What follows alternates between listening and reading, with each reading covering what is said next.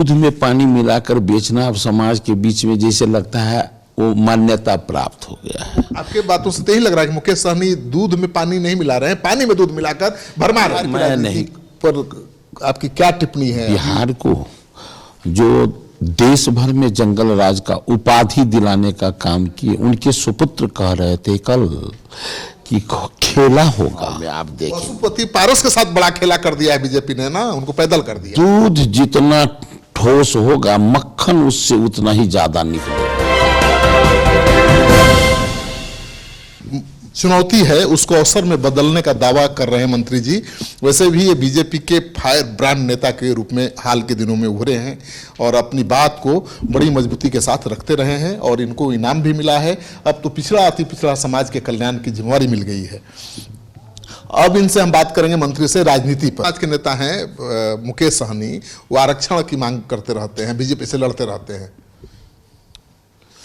देखो, इतने बड़े लीडर जो हम उनका बात नहीं करा, उस ऊंचाई तक हम लोग का चिंतन नहीं जा पाता जितने ऊंचे उनका विचार है। जितना दिन वो सरकार में रहे, कितना वो लाभ पहुंचा दिए, इसलिए उनके विषय को छोड़कर आप देश का कोई बात किया। आकांक्षा बहुत बढ़ती जा रही है उनकी। तो देखिए ना, नहीं एक्टेट मिल रहा था, नहीं माने। देखिए, मैं हमेशा कहता हूं कि दूध में, ये जो बोलने वाला विषय नहीं वो भी बोल देता हूं, दूध में पानी मिलाकर बेचना अब समाज के बीच में जैसे लगता है वो मान्यता प्राप्त हो गया है। लेकिन भाई, दूध में पानी मिलाकर बेचते, लेकिन पानी में दूध मिलाकर मत बेचो।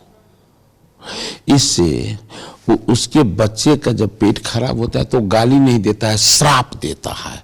इसीलिए राजनीति हो, आपका विभाग हो, कहीं भी किसी जगह पर इस तरह जीवन नहीं जीना है। और जो लोग ऐसा जीवन जिएंगे उससे लोगों का विश्वास, भरोसा, चाहे उसका परिवार का हो, उसके विभाग का हो, सबका भरोसा टूटेगा। आपके बातों से तो यही लग रहा है कि मुकेश सहनी दूध में पानी नहीं मिला रहे हैं, पानी में दूध मिलाकर भरमा रहे हैं। मैं नहीं कह रहा हूं, आप मलाह के पुत्र, बिहार के तमाम मलाह के पुत्र से जाकर पूछे तो ऐसा ही प्रतीत होगा। बिहार की राजनीति पर आपकी क्या टिप्पणी है? अभी पशुपति पारस ने मंत्रिमंडल से इस्तीफा दे दिया है और वो आ रहे हैं पटना लालू जी से मिलने। सब लोग कहते हैं कि राजनीति संभावनाओं का खेल है, कहते हैं ना। संभावना कल तक क्या था कि बिहार को जो देश भर में जंगल राज का उपाधि दिलाने का काम किए, उनके सुपुत्र कह रहे थे कल कि खेला होगा। खेला हुआ ना, उनके साथ ही खेला हुआ किसके साथ? बिहार वासियों के साथ, जिनके हाथ में जाने पर बिहार, जिस बिहार में जंगल राज के समय में शिक्षा, चिकित्सा, बिजली, पानी, सड़क, लॉ एंड ऑर्डर सब ध्वस्त बना हुआ था, उनके हाथ से डबल इंजन वाली सरकार एनडीए के हाथ में आ गया। ये बिहार खेला तो हुआ बिहार वासियों के हित में।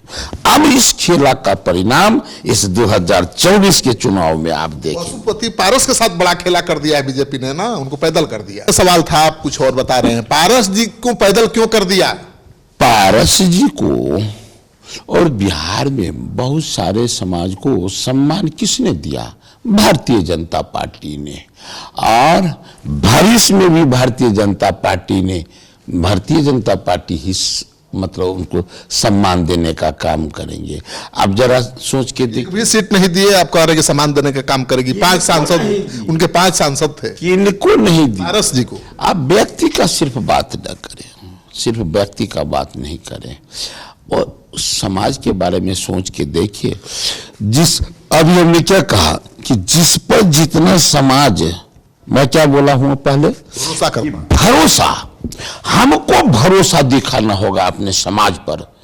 तो समाज जिस पर जितना भरोसा करेंगे, दूध जितना ठोस होगा मक्खन उससे उतना ही ज्यादा निकलेगा।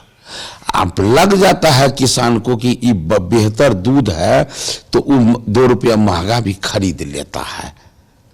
तो भरोसा जिसको जितना रहेगा, जिस पर लीडरों का, उतना सम्मान उसका होगा। पर ज्यादा भरोसा है पारस की वजह। इसके आगे मैं नहीं कहूँगा। तो आपने सुन लिया, हर सवाल का जवाब दिया, लेकिन घुमा फिरा कर दिया गोलगप्पे की तरह। सारे सवालों का जवाब उन्होंने किस तरह से गटका। ये अनुभव है विरोधी दल के नेता के तौर पर, इनकी बहुत आक्रामक नेता की पहचान बनी है और अब तो बहुत बड़ी जिम्मेवारी मिली है। और ये कह रहे हैं कि केवल सहनी और निषाद समाज को साथ लेकर नहीं चलेंगे, बल्कि पिछड़ा, अति पिछड़ा समाज को आगे ले जाने की जिम्मेवारी इनके कंधे पर है, जिसे बखूबी निभाएंगे। तो ये चुनौती को अवसर में बदलेंगे।